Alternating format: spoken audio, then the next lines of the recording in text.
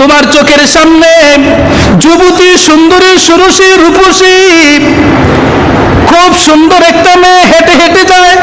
রাত্র বাজে 1টা, 2টা, 3টা, খুব সুন্দরী, সুরসী, রূপসী তোমার পাশে দিয়ে যায়। হঠাৎ করে তোমার মধ্যে জেগে উঠলো তার জন্য একটা খারাপ কুমন্ত্রণা।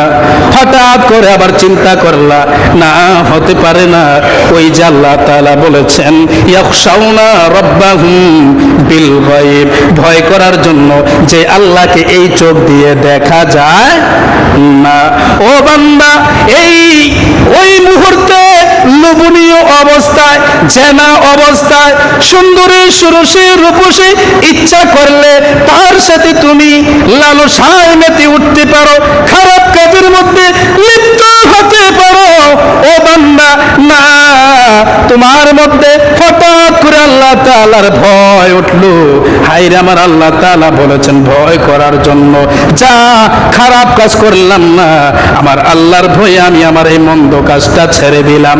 আমার ভাইয়েরা, একটা হাদিস খেয়াল রাখেন, সহিহ আল বুখারীর মধ্যে এবং সহিহ আল মুসলিমের মধ্যে রাসূলুল্লাহ মুহাম্মদ সাল্লাল্লাহু আলাইহি ওয়াসাল্লাম এই ব্যাপারে একটা হাদিস নিয়ে এসেছেন।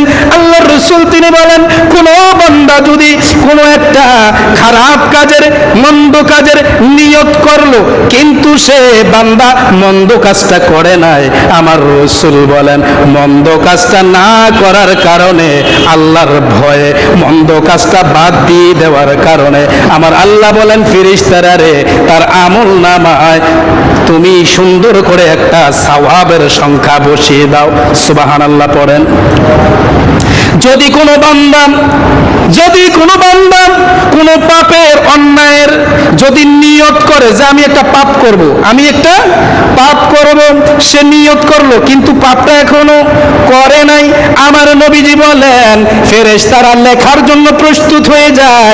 আল্লাহ বলেন ফেরেশতারা রে, ও ফেরেশতারা, তার যেই বদ কাজটা করার জন্য নিয়ত করছে, খারাপ কাজ করার জন্য নিয়ত করছে, এইটা তুমি লেখো না, এটা তুমি লেখো না, ফেরেশতারা লেখো না, কারণ এই জন্য আমার বান্দা এখনো পাপ কাজ করে নাই, অপেক্ষা করো। ও ফেরেশতারা, যখন সে করেই ফেলবে খারাপ কাজটা, তাহলে একটা খারাপ কাজ করলে সমপরিমাণ একটা গুনাহ লেখো। ও ফেরেশতারা, একটার বদলায় একটা লেখবা। আর বান্দা যদি না করে এই খারাপ কাজ, তাহলে এই বান্দার জন্য একটা সওয়াব লিখে দিবা। সুবহানাল্লাহ। বান্দা কিন্তু সওয়াব করে নাই, শুধু গুনাহটা থেকে বিরত থাকছে, আল্লাহকে সওয়াব লিখে দাও। আমার নবীজি বলেন শুধু কি তাই, এই বান্দা যদি কোনো ভালো একটা নিয়ত করে, কি নিয়ত? ওইটা হইছে খারাপ নিয়ত। খারাপ নিয়ত করলে গুনাহ লেখা বন্ধ। আল্লাহ কইছে গুনাহ লেখো না ফেরেশতারা, কিন্তু বিপরীত দিকে রাসূল বলেন, হযরত আবু হুরায়রা হাদিসটা বর্ণনা করেন সহিহ আল বুখারী মুসলিমের মধ্যে, নবীজি বলেন, ও সাহাবীরা শোনো, আমার আল্লাহ বলেন ফেরেশতারা রে, আমার এই বান্দা ভালো একটা নিয়ত করছে, সওয়াব লিখে দাও। সুবহানাল্লাহ পড়েন।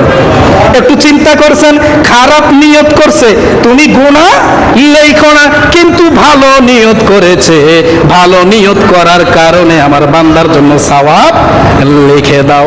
ভাইরে, আমার আল্লাহ কত ভালোবাসে, একটু চিন্তা করেন। গুনার নিয়ত করলেন, কিন্তু আমার আল্লাহ গুনাহ লেখেন না, অপেক্ষা করছে কতক্ষণে আপনি করবেন, করলে লিখবে, না করলে লিখবে না। এবং বিরত হলে যদি না করেন, তারপরও আবার সওয়াব আছে। সুবহানাল্লাহ কোন। আরে কত মায়া আপনার প্রতি, আমার প্রতি আল্লাহ তাআলার।